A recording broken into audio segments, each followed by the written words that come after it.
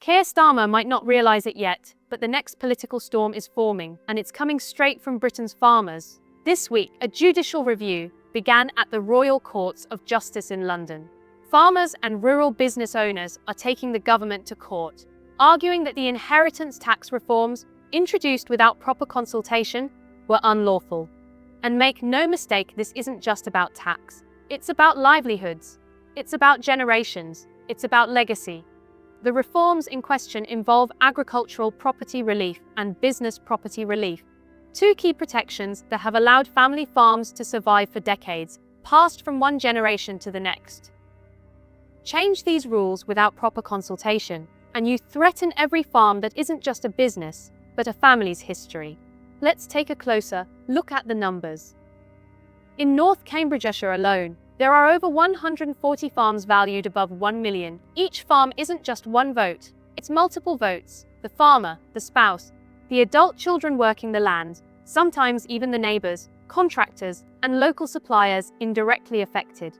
Each farm is a network, a small ecosystem of economic activity, tightly woven into its community. The High Court is hearing claims that the government, led by Starmer and Chancellor Reeves, failed to properly consult before making these sweeping changes. Farmers say the consultation was narrow, technical, and failed to include the voices of those who would bear the consequences. The court will decide whether the government broke the law by bypassing proper stakeholder input. If the claimants win, it could delay or even overturn the tax reforms entirely. And here's where it gets personal.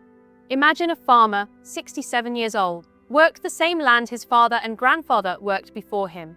30, 40, 50 years of toil, sweat, and investment.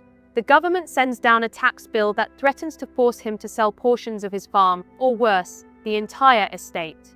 He pays, and suddenly the farm shrinks. He doesn't just lose land, he loses a way of life, a family legacy, and the security he hoped to pass on. This week, farmers gathered outside the High Court, waving banners, shaking their heads in disbelief, saying, "Our backs are against the wall."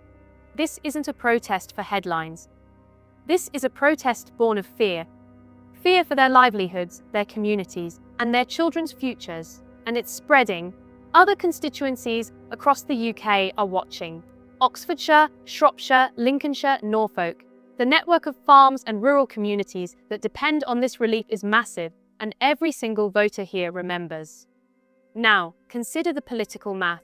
In the last general election, dozens of Labour MPs won rural seats by tiny margins, some by fewer than 100 votes. Many of these MPs voted for the tax reforms.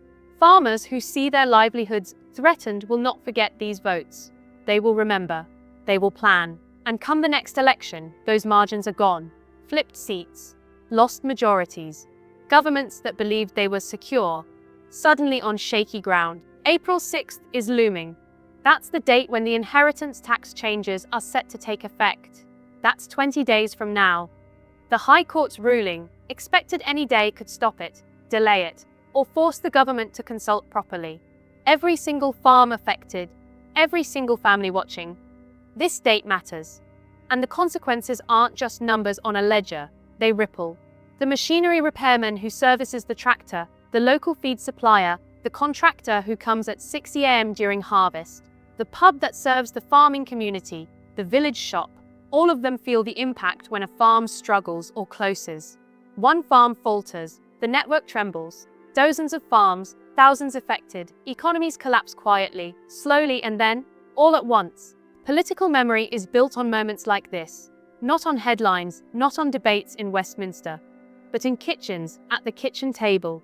When a farmer looks at his children and says, "We can't make this work, not with the land we've lost, not with the debt we carry," that memory doesn't fade, it hardens. Generations of farmers will not forget which MPs voted to break the law and jeopardize their legacy.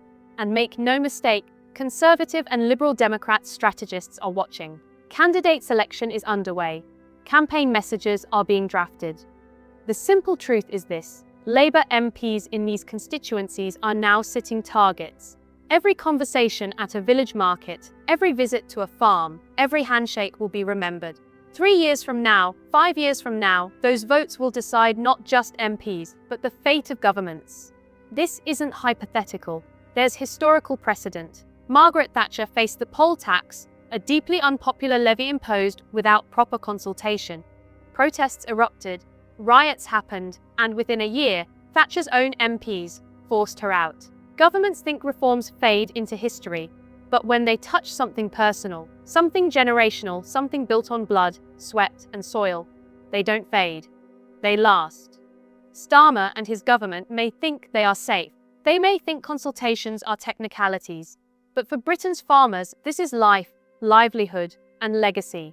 And this week, the High Court became the battleground. The question isn't just whether the tax is lawful.